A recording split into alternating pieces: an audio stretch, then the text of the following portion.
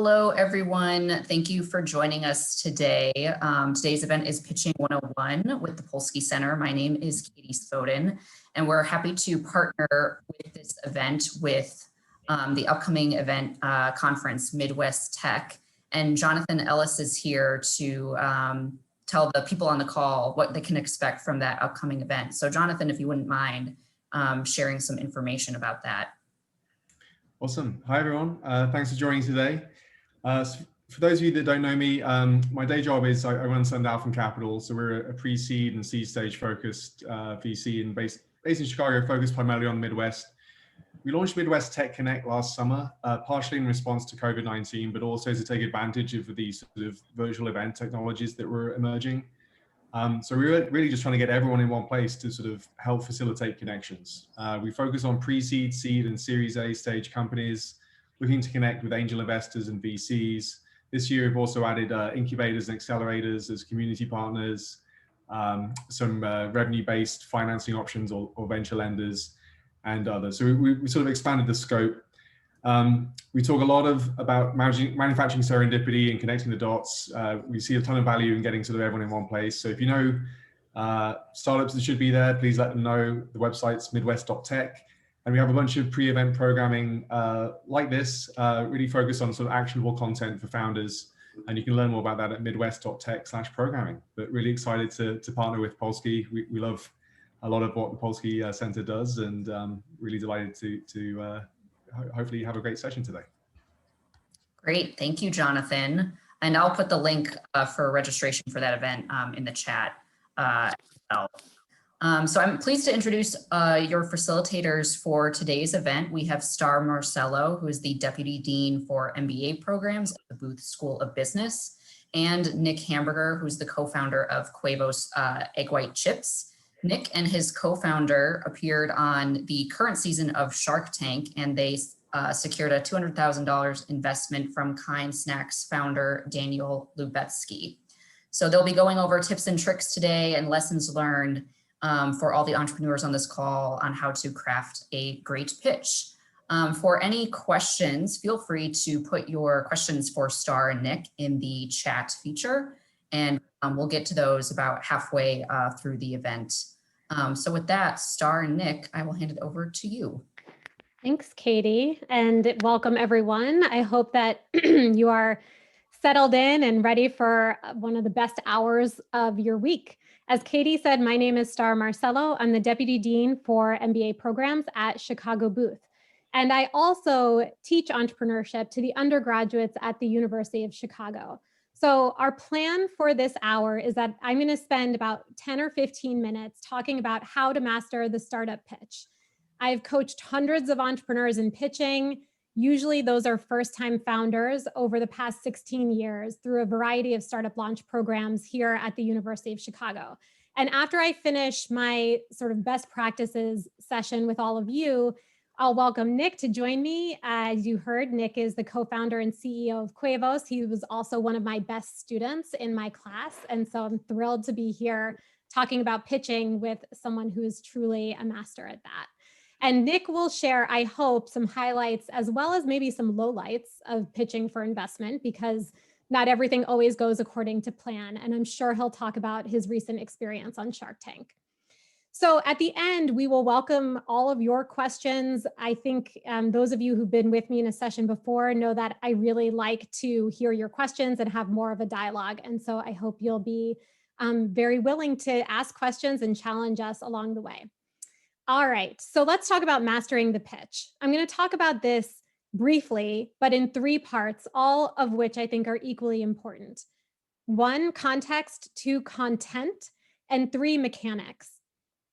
Okay, so let's start with the context. And this is quite simple, but this is the first step in my mind, and I hope with all of you. Before you start planning or preparing for your pitch, before you start putting pen to paper, before you start creating your PowerPoint slides, I want you to stop and really think about who you are pitching to and why. A lot of the founders I work with think about their pitch as theirs. It's their baby, it's this project that they're working on, but believe it or not, your pitch is more about your audience than it is about you. And yes, I am a believer that you should customize your pitch to some extent every time you give it, depending on who you are giving it to. How well your pitch lands with someone is more about their frame of reference and their knowledge base than it is about you. And as an entrepreneur, you're going to be pitching all the time, but to different people for different reasons. And the pitch is not going to be the exact same for each of these people and each of these scenarios. So, for example, most people think about pitching to raise money from angels, friends and family, venture capital investors, impact investors, or others. But you may also be asked to pitch to gain entry to a top accelerator like Y Combinator or Techstars or the New Venture Challenge here at the University of Chicago. You might be pitching to convince someone to join your team, maybe some talented person that you think will be really instrumental, but they have to be willing to take a risk and join you. You could be pitching to convince early customers to take a chance on you, and so on and so on.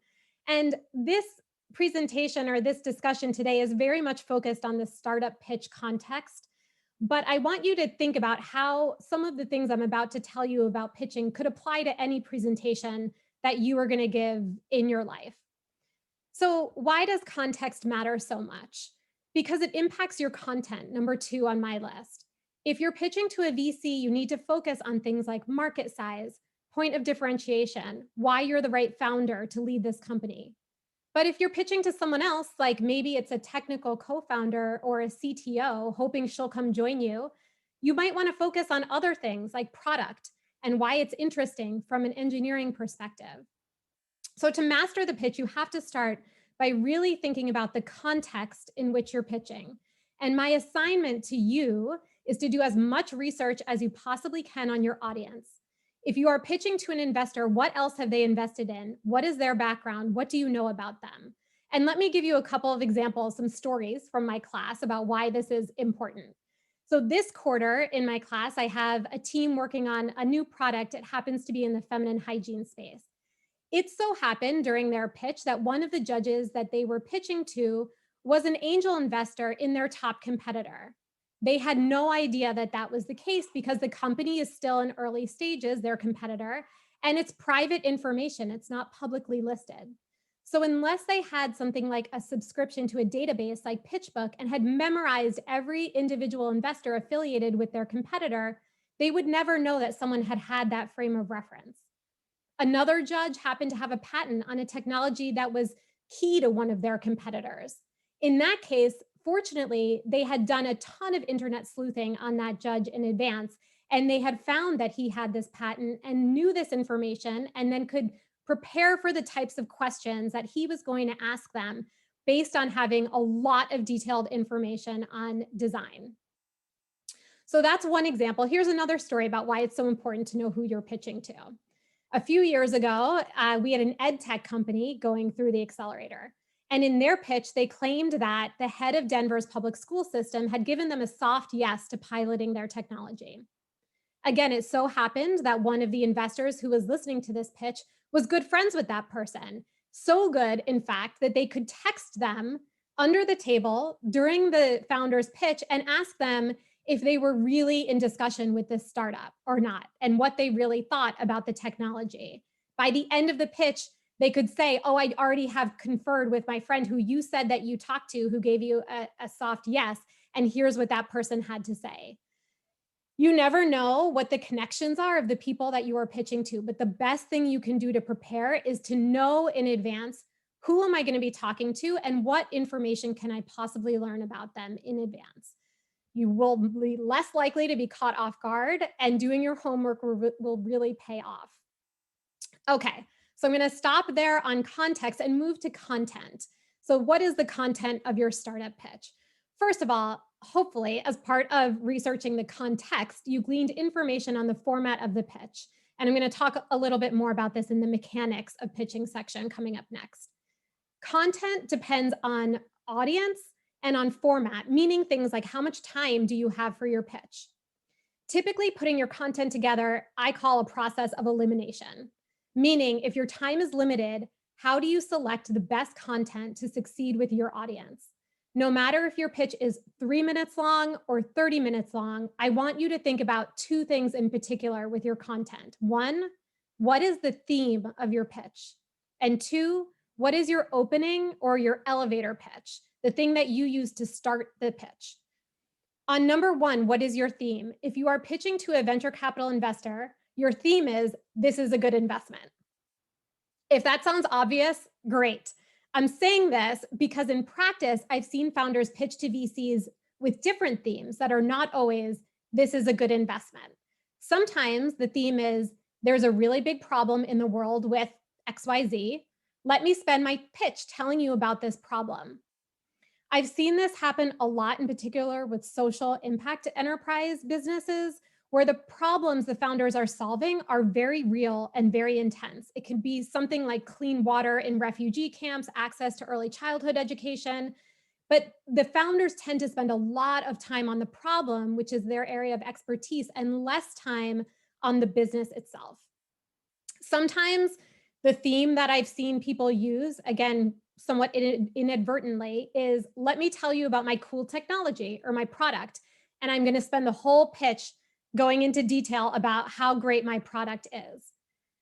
That might be great if you're presenting to engineers or scientists or people who know a lot about your specific industry, but it's not always helpful for an investor, because an investor cares about whether your tech can actually be the foundation for a viable venture. So for an investor, the content that they need to know and you need to give them is, who is your customer? Are they willing to pay for your solution? How hard will it be to acquire your customers? How many customers like that are there? What are your unit economics? Can you generate revenue? Can you generate a profit? Who is on the management team? These types of things should be the content of your pitch in order to create the theme, this is a good investment. So now let me talk just briefly about the elevator pitch. And this could be a whole separate workshop in and of itself, because it really is critically important. The elevator pitch has 3 jobs to do. 1, to tell your audience who you are and what you are doing. 2, to tell your audience what you are about to tell them. So to preview what is about to come in the remainder of your pitch. And 3, to excite and entice your audience to pay attention to you. One of my pet peeves in my class and with a lot of first-time founders is when they just launch into their business, usually starting with the problem space, without telling me who they are or what they're doing. A startup pitch is not a movie trailer. It is not exciting when the aha, that's what you're doing, comes halfway through the pitch. It's annoying, actually. So I'm going to use Quevos as an example. They did not do this, by the way. So Nick, I'm just asking for your forgiveness to use you as an example. But what would the pitch be like if they had talked about, for half of the pitch, about how hard it is to find a healthy snack and what that could possibly be before they told you what they were actually creating? You would be wondering, where is this going? And what is the point? I don't understand. As backup for this, I would call your attention to the attention span of a human being. Humans have an 8-second attention span. That means you have 8 seconds to excite someone before they stop paying attention to you. And if they can't understand where you were going with something, they will stop paying attention to you. So just some guidance. It's helpful. You can start with something like your name, the name of your company. You can tell the audience what problem you're solving and then share some type of preview to your solution or social proof that you can solve this problem. And this might sound familiar because it's what I did at the start of this presentation. I said, hi, my name is Starr Marcello, Deputy Dean for MBA Programs at Chicago Booth. I'm excited to talk to you today about mastering your startup pitch. I've coached hundreds of entrepreneurs on this, including Quevos, who recently appeared on Shark Tank. Hopefully, you noticed that there was something notable or interesting about this. I included Shark Tank specifically because I thought that that was something that might encourage you to listen. This spark to your elevator pitch is what some of my colleagues at Booth in the faculty call the PG-13 factor, something provocative enough to get people to sit up and pay attention. So one final word on content, then we'll talk about mechanics, and then I'm going to introduce Nick to join the conversation. Sometimes people ask me with their elevator pitch and the beginning of their pitch, if they should start with their venture's origin story. If your origin story takes a really long time to explain, then do not do that because it'll be very distracting and you just don't have enough time. However, there are ways you can use your origin story to your advantage. Look at Quevos. Quevos began as an experiment between friends after one had been diagnosed as a diabetic and needed high protein food options. Is that relevant? I would say yes, it is, because it tells me, the investor, why this team is interested in innovating in this area, and quite frankly, why they care. Starting a venture is super hard, especially as a first-time founder. And if I know what's going to motivate you as the founder, I can anticipate how dedicated you will be or you won't be when the going gets hard, when you run into problems. So let me switch gears and just finally wrap up by talking about the mechanics. Like it or not, your ability to speak clearly, to look professional, to be authentic, to sound confident, these things make a big difference in how investors react to you. If you are on Zoom like this, you need to pay attention to the following things. Your lighting, can we see your face? The position and quality of your camera, again, can we see your face? Your microphone, can we hear you and clearly understand you? Your background, maybe you want to use a virtual background with your company logo. If so, your entire team should be using the identical virtual backgrounds to show that you are a team. And you should test this in advance to make sure it looks good. As an anecdote, I will tell you, a couple of years ago, I had a founder enter a accelerator program with a pitch video. And in the background was his bedroom with his bed entirely unmade. It was really distracting to watch that video and to be looking at what was going on in the background. You want to always put your best foot forward, and you don't want investors to be distracted by something that might be behind you. If you're in person, you need to pay attention to the following. Where and how are you standing? If you're in a classroom, you need to be in front of a podium, not behind it. What are you doing with your arms and legs? Are you pacing back and forth? Are you standing still? Are you turning around to look at slides that are behind you? That's not good. You don't want investors looking at the back of your head. Are you making eye contact with the people who you are pitching to? Whether you're on Zoom or you're in person, you need to think about a couple of core things. One, energy and enthusiasm. This matters a lot. If you are not excited about your business, nobody else is going to be excited about it. You should smile. You should show you're passionate about what you are talking about. The second thing, the pace of your speaking and your pitching. Everyone has a tendency to talk faster in a pitch setting because they're nervous and you're eager to just get through to the end of this pitch. You should be aware of that when you're practicing, because your timing may be different when you're actually doing the pitch than when you are practicing. Make sure you're not talking too quickly or too slowly. Transitions between speakers and between slides, all of that should be orchestrated. You don't want to finish your section and then just stop talking. If I know Katie is coming after me, I want to say, and now I'm going to pass it over to Katie to talk about our competitive landscape. That demonstrates that there's coordination among the team. And finally, your slides, if you're using slides. The deck that you pitch with is different than the deck that you're going to be sending an investor by email. Your pitch deck needs to be complementary to what you are saying. So it should not be filled with paragraphs of text or complicated charts and graphs that distract the investor from the words that you are saying to then be reading the slide very carefully. People have a very difficult time listening and reading at the same time, and they will miss something. Do not use fancy backgrounds or weird transitions between the slides. Keep it as clean and simple as possible. So that is my primer on pitching. Remember to think about these three things: context, content, and mechanics. And if we ever do a deeper dive as part of this Entrepreneurial Essentials series, my recommendation would be to go deeper on your elevator pitch, which is worth your time and consideration, and to really think about how to prepare for what happens after your pitch, your Q&A, and what investors might want to know from you. So with that, let's welcome Nick Hamburger, co-founder and CEO of Quevos, and of course, most importantly, my former student at U Chicago. So before we dive into specific pitch questions, Nick, I'm hoping you can update everyone on Quevos. Give us maybe some context on how long you've been in business, how many flavors you have, where can people buy your product? Let's start with that. Sure. Yeah. Happy to be here. Quevos are the world's first egg white chips, basically a super healthy, high protein, low carb snack. And we started in the CNVC 3 years ago. All our success is thanks to Starr's amazing teaching. And we now have 7 flavors in about 1,000 retail stores. So in Illinois, if folks are in Chicago, we're in Whole Foods as well as Vitamin Shop. And then Wegmans and Hannaford. So we've got the retail side, and then we also sell, actually most of our business is with Amazon. So that's where people can find them. And as you said, we were on Shark Tank 3 weeks ago, which has definitely accelerated the in-store and also, of course, the online sales.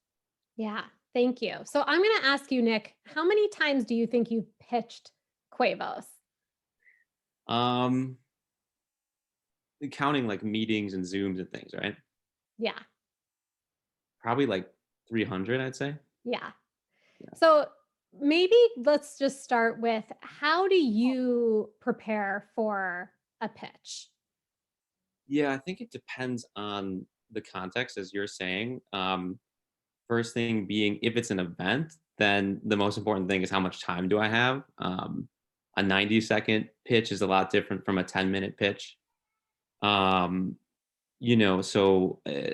try to kind of, as you were saying, like if I have 90 seconds, I focus on a quick, compelling summary of the business, as well as like 3 or 4 points of traction, and really try to cut out any other details. If it's 10 minutes, I know I have a little longer. Maybe I have some slides I need to prepare as well. But I always try to keep things really concise and stick to the important points.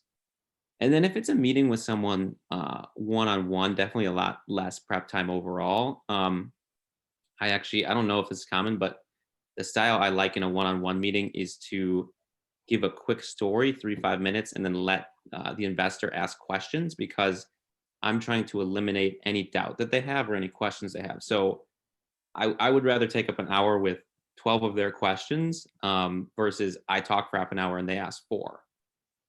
I think that's a great piece of information. I really want to encourage everyone on the call to follow that example, because I think one of the things that frustrates investors is when they don't get a chance to ask their questions. And so you want to leave as much time as possible for that. Is there anything, Nick, that you would share to elaborate on that, on how you decide sort of what to put in the core pitch or what to tee up so that someone will ask you a question about it? Yeah, I mean, I think like I really try to keep things very summarized and very simple. And so you're saying like where do you kind of leave bait to hope that they ask a question? Yeah. Yeah, I guess with points of traction, I might give a highlight like we launched on Amazon last year and that's been amazing, right? But maybe don't go month by month of what your sales have been, because now it's like they hear it's good and then they ask and then they hear a really good answer. So it's almost like you got credit twice for that. Yeah, but I always try to keep things just very digestible in the pitches. Yeah, that makes sense. So we've promised people some insight into Shark Tank. Did you do anything different to prepare for that pitch? Incredibly different. Thankfully, at first I was dreading this, but they had you in an 8-day quarantine in your hotel room before you could pitch, where you literally couldn't leave the room. And I was dreading that, but it turned out to be great, because Zach and I were practicing like about 5 hours a day, as well as watching 3 or 4 episodes a day, and each episode's an hour. So like we were full-time preparing, and it let us memorize the pitch really easily. And then we had at least a dozen run-throughs on like every possible question they could ask. Amazing. Well, clearly the preparation paid off for you. What about, could you speak to any, if you're willing to do this, to any times you felt that your pitch did not land? So either the pitch itself, you felt like it wasn't maybe the best you could do, or if an investor turned you down, do you think there's anything that you would have done differently? I think actually in the semifinals of the CNBC, I remember, and it always feels worse to you than it actually was, but like I remember thinking me, Ben, and David were too defensive in the Q&A. And especially I remember Alex Meyer from Harvard Business School Angels was asking, like, how do you know the dog's going to eat the dog food? Like, how can you prove to me that people want this? And I felt like I gave a little too defensive or maybe aggressive of an answer. Cause like, it's like so obvious to me why people want it. But um, I think what I learned from that is like, if someone's not buying your answer, or they don't agree, like, you don't have to win that argument. Like, you can give concessions and you can say, you have your viewpoint, I have mine. Like, better to come off humble than to come off defensive. Yeah, I thank you for bringing me down memory lane. I do remember that. And yes, I mean this talk that we're doing today, one of the things that I didn't go into detail on was the Q&A, but I do want to, how you handle questions from investors. I do want to encourage everyone who's on this call to also think about that if you are preparing for a pitch to an investor.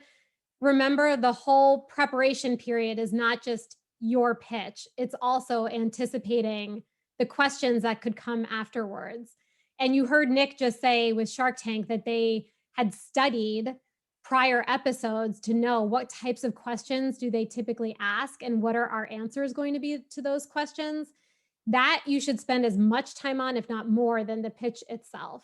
And I will often tell teams in the New Venture Challenge that the winners are determined by how they handle the Q&A, because it's really your chance to show how much research you've done and how prepared you are. And to Nick's point, whether you're defensive when someone challenges you or whether you can accept critique and dive deeper to understand what's behind that.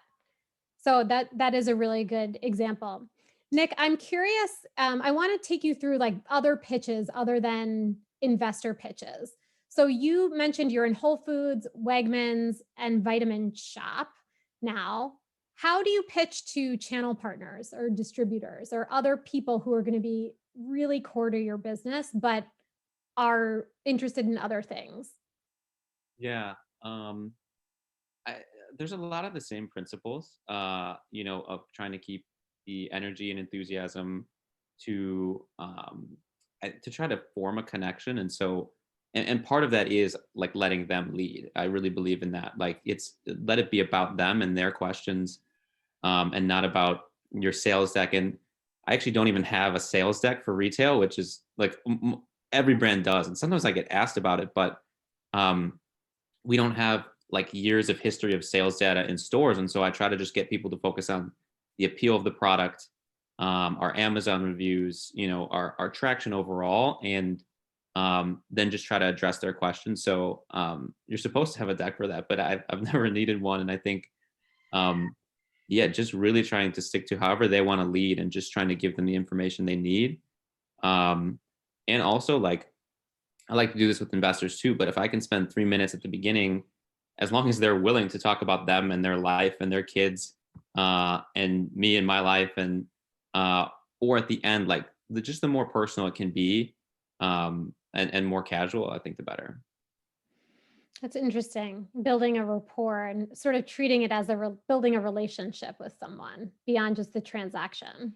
And sometimes they're going to jump in 20 seconds in and there's going to be no small talk, but like, as long as they let that go, I'll try to do that with them. Yeah. So I'm guessing for some of the people on this call, they might be thinking about raising money from friends and family. I mean, maybe also outside investors, but they might be thinking, I'm going to go ask like people who love me and want to support me because might be a little bit easier.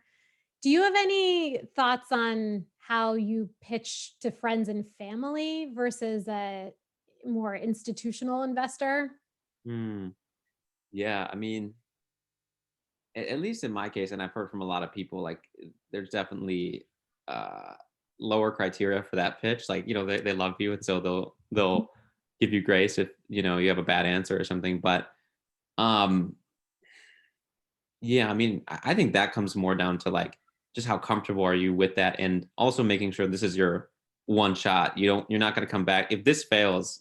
You really don't get to come back to them unless they're very forgiving. So I think that's the more important piece is is making sure that this is the one you want to ask them for. But I think, at least for me, that was a very felt sense of like, I know I believe in this so much and I'm so dedicated to this that I didn't have really much discomfort with friends and family money at the very beginning.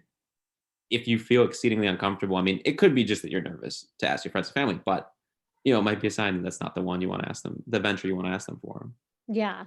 I see that there's a question in the chat. Before I go to that question, and then if others, please feel free to put more questions in the chat. I just want to ask Nick, related to this last question on friends and family.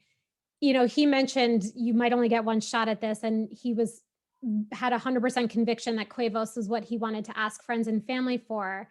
This is a little bit of a leading question, but did it help or hurt you that you were willing to leave school to pursue this venture full time?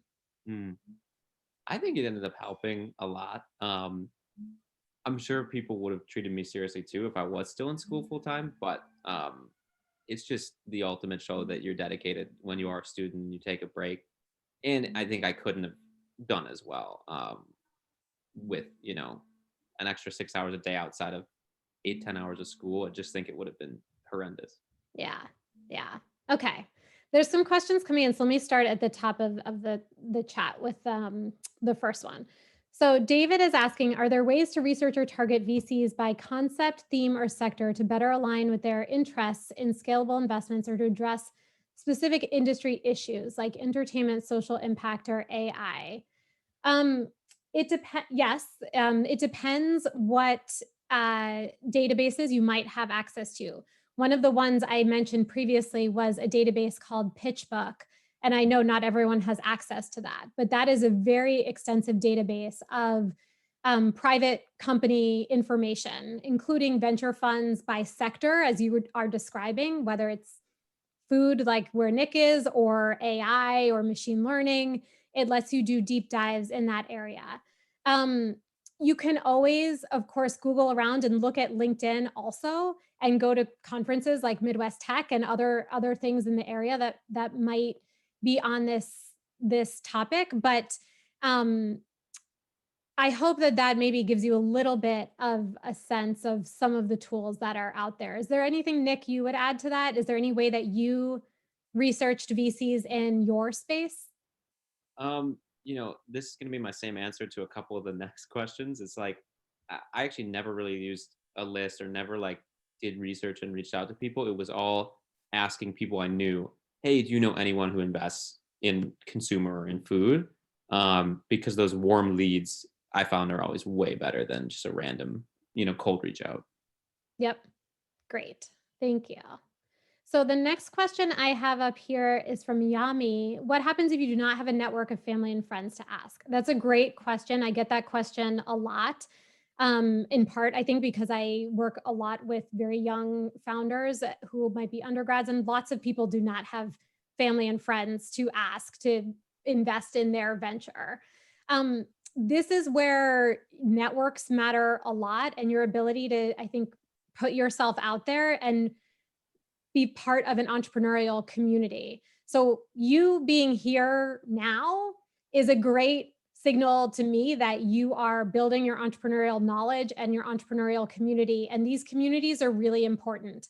A lot of times it can be based on geography. So Chicago has its own entrepreneurial community. It might be based on where you went to school. University of Chicago has its own entrepreneurial community.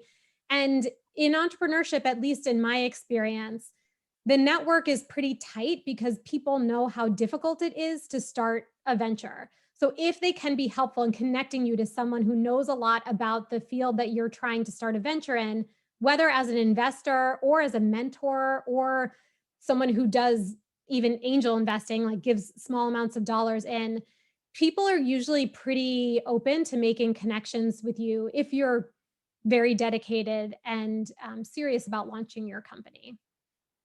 Nick, do you have thoughts on that?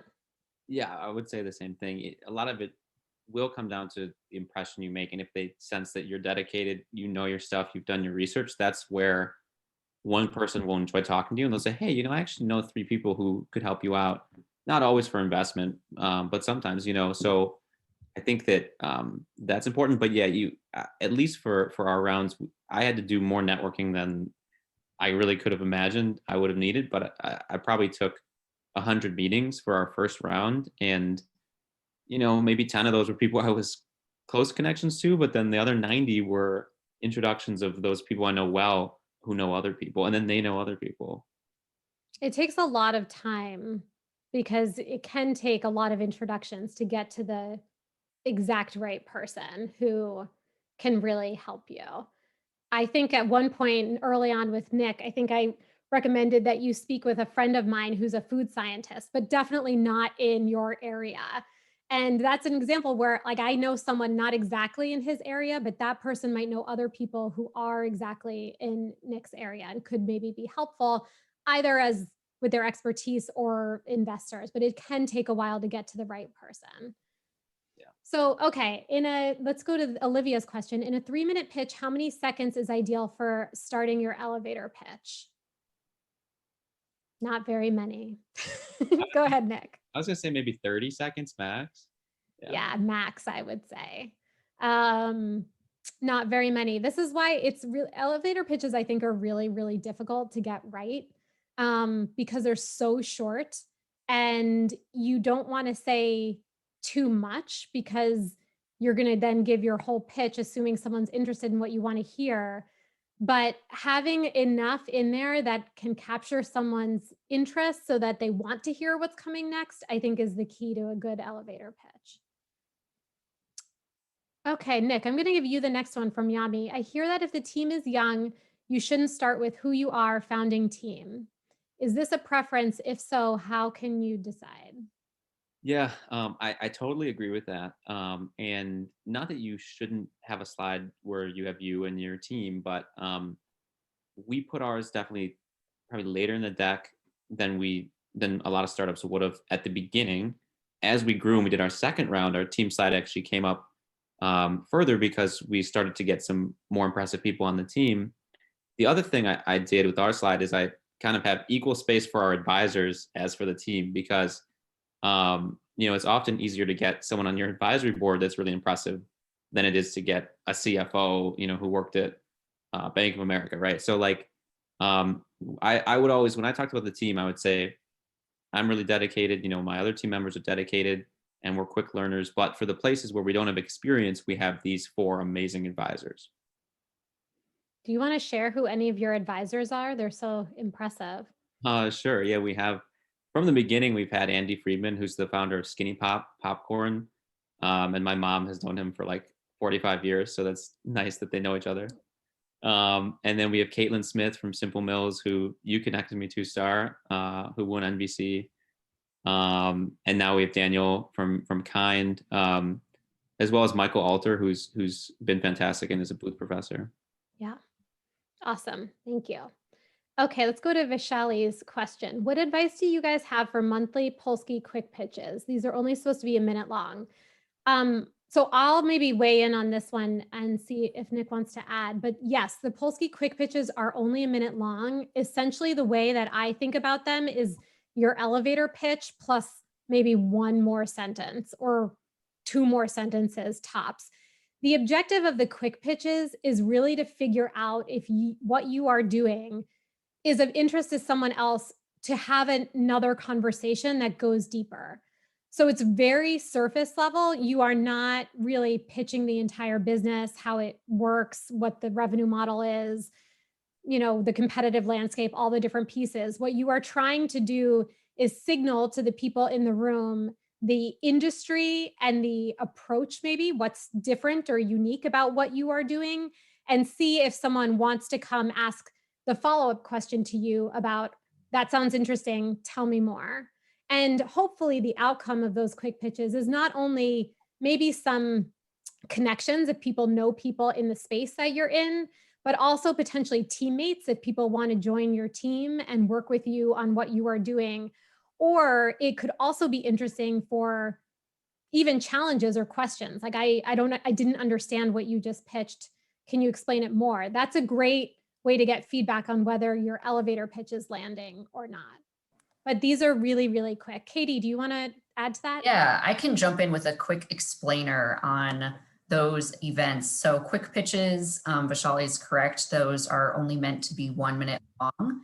And in addition to what Starr mentioned, the way I view them is if you have never ran a race before, you wouldn't start out by signing up for the Chicago Marathon. You would start out just by, walking, and then you might up your pace, and then you will run for more miles, and you build up your endurance in order to get to that marathon. So the quick pitch is also just meant for, if you don't have experience quick pitching, 3 minutes is a very long time when you're standing up there. So 1 minute is our way of also just introducing people just to the concept of getting used to getting up in front of a group of people and talking about your project or your idea. So with the thinking that as you practice more, then you can start with longer presentations and you build up your experience from there. Sounds good. Thank you. Okay, let's go to Nisha's question. And I'm going to pass this over to Nick to start with. How do you best practice for your Q&A? And what is your response when you truly don't know the answer? Yeah, this is a great question. I think I just prepared by making sure I know the top answers to maybe the top 20 questions, the basics of, why do people want to buy this? Who are the competitors? How are you going to grow? How are you going to get it made? What are your costs? How are you going to get the costs down? There's lots of kind of basics that you might see on Shark Tank or at a lot of pitch competitions. And my general point for answers is just the shorter and clearer and kind of more crisp they can be, the better. It's almost hard, like don't not give an answer by just saying like yes, but it's almost hard to be too short. I think a lot of times when you go too much into the details, it doesn't help you. It takes up the total time, and it might introduce more questions if you kind of open up this Pandora's box of like a complex marketing strategy that actually you don't quite know every answer. So like keeping it crisp and clear, I think is important. And then I think it's also okay to not know something. And there's, it's okay to be humble and say like, oh, you know what, that's actually an area we haven't looked into. Thank you for the question. I'll get back to you. I really think that's a lot better than trying to stumble your way through something you're actually not sure about. I would back that up 100%. You should not try to answer a question you don't know the answer to by either fabricating something or wading into territory that you don't really know what you're talking about. In fact, I believe it shows maturity when you can acknowledge we don't know the answer to that question, and that's an interesting question and one that we'd love to go back to you once we've had a chance to look into that. It also could give you an opportunity to reconnect with that investor later when you do have the answer to the question. So it might not be a bad thing. I do think it shows maturity to acknowledge what you know and what you don't know. The other thing I wanted to back Nick up on is what he said in the beginning of that answer, which was to be concise and direct with how you answer Q&A questions. And this is really important because typically your concision, you being concise, is directly related to how many questions you will get. So if you go on and on with your answer, you will not get to address as many questions from the investor, and you are doing all the talking instead of the investor doing the talking. So it is really important to, again, like not be too short, but not go on and on, especially if you have a co-founder who has also been answering the same question. You don't want to pile on to that person's answer, much like I just did with Nick, but by piling on. But I'm curious, Nick, when you were either in Shark Tank with Zach or in the CNBC, how did you decide who would answer which questions with your co-founders? That's a good question. I think it was kind of like if anyone has the answer right away, feel free to start talking. Like it's okay if one person answers 7 and the other 2 only answered 3. If someone feels assured and confident, they should go for it. I've never had a scenario where we both start talking at once. Like, usually someone just starts. Otherwise, it kind of defaults to whose area of the business is it? If you're on marketing and you're on operations and I'm on sales, like we can stick to those. But if someone feels really comfortable and immediately knows the answer, they definitely can pipe up. Yes, thank you. I think that can often be hard for people to figure out. Okay, Olivia has a question here, and I might have to ask for a little bit of clarification, but the best approach to distill multiple pains across an industry into one problem.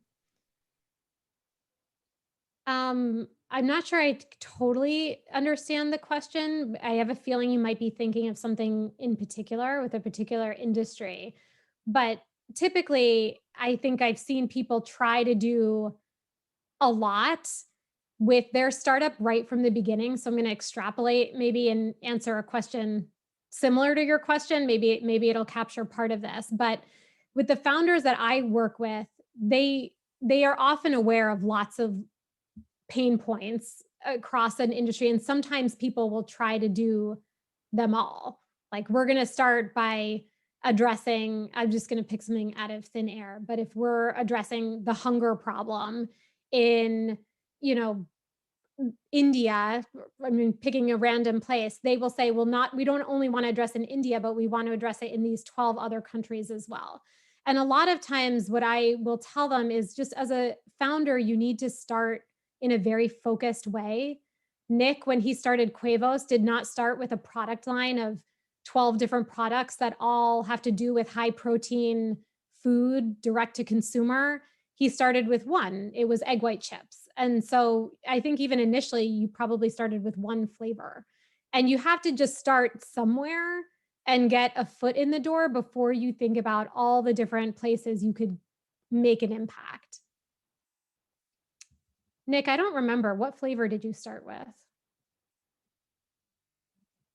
I think we did have the very first one was some sort of barbecue. Okay. And at CNBC, we might have had two more. But no, I totally agree. And even we still only have chips. Like, we're 3 years in, we haven't gone to cookies or crackers or anything. Like, I think there's if it's working and there's a need for one product, it's nice to stay focused. Yeah. Okay, there's another question here. How is the best way to inform investors of a problem that is both social impact and profitable? Should investors hear about the social impact in your elevator pitch? I have thoughts on this, but Nick, do you have thoughts you want to share? Yeah, I'm sure you probably have more thoughts. Like, I would say there's nothing wrong with focusing on what you think will be most compelling. Like, especially if the impact is great, if the profitability aspect might get them in the door, you don't have to feel bad about focusing more on that. But it varies. If you're talking to an impact investor, maybe then you shift the focus to impact. Yeah. So this is where I do think that context, who you're pitching to, is really important. I will, again, extrapolate a little bit with Nick and Quevos. He didn't do this, but he could have spent a portion of his pitch talking about the health impact of a high protein diet and why that's important for healthy living and just the positive benefits to your physicality or something like that. That was not part of his pitch, because his pitch was very business oriented, as in, this is the product we're going to make. Here's who's going to buy it. Here's what this looks like over time. And this is why, again, to the theme, why this is a good investment for an investor. But if you are doing a social enterprise, then hopefully you have identified impact-oriented investors to be pitching to. And in that case, you definitely, absolutely 100% need to include the social impact as part of your ROI for an investor. So an investor knows you're not only trying to generate X number of dollars of profit, but you also have set metrics for yourself on the social impact side that you think that you can accomplish with this investor's investment. So it really depends on the context. I think generally what I've observed over 16 years is that VCs and angels, some of them today, even those that are very focused on profits and bottom lines, are interested in things that have a positive social impact. Like, hopefully lots of things have a positive social impact. But for a VC especially, I think it's important to be aware of how they make money. So they have investors who've invested in their fund, and they need to deliver a return to those investors. So even if they wanted to focus a lot on social impact, if they were doing that at the expense of profitability of your company, it would not only impact them, it would impact the investors who've invested in their VC fund. So it gets very difficult for them to do that, which is why there's this whole category of investors called impact investors that invest in these types of businesses specifically. Okay. Let's go on to the next question. Oh, Olivia provided a clarification. Thank you, Olivia. Smaller pains into a big picture. Let me go back to that just in a minute, because I see there's more questions coming in, but I have not forgotten Olivia. We'll try to get to that before the end. Okay, from David, since there's a saturation of capital resources online, will Midwest.tech Connect offer new value incentives and user engagement advantages over other venture demo platforms? I cannot answer that question because I'm not from Midwest.tech. But I know Jonathan is on the line. Maybe he can send you a direct message to answer that question. Okay, Sunil, for Nick, thanks for sharing your amazing success story. I'm curious to learn about your game plan to scale up to Target, Walmart type large retailers. Yeah, I mean, it's we've kind of started with more natural, and as we grow, we want to go into conventional, which is for a couple of reasons. One, we want our costs to come down so we can offer a lower price in places like Target and Walmart, especially Walmart. Also, we want to gain kind of the following amongst the people who are going to be most passionate. So hopefully those health nuts will be the advocates who then tell their friends, and we have more awareness when we go into the larger retailers. I think, yeah, it's an interesting question. And there's lots of crazy stories that I've heard from founders who get into a place like Walmart too soon because the volume is so high that your whole business can rest on a single customer, which is scary. So I think Nick's approach sounds great. Go ahead, Nick. Were you going to say something? Yeah, well, yeah, exactly. It's high risk, high reward. Sometimes people launch Walmart, in their first year, and it makes them a huge success, and they skip a lot of steps. But as often, maybe more often, it can end up being really risky, because then if Walmart cuts you, you go up to 5 million a year for 2 days, and then you're back to zero, and it's a really bad look. Yeah, thank you. Jonathan, thanks for also posting a response on the Midwest.tech Connect. I really appreciate that. Okay, and I think Katie has our final question. So maybe I'll ask Katie, do you want to take yourself off mute? Thank you, Starr and Nick, for sharing your expertise and your stories and tips with us. This question was sent to me directly. Any tips for early stage founders who are looking to generate traction in a scrappy fashion? So what are your suggestions when someone might be starting out with not a lot of resources? Yeah. I would say, we did certain things early on that kind of get you an unfair amount of awareness for very little spend, and you can't always get them, but like getting press is probably the best. Using influencers we found to be great. There's tons who will not require any payment.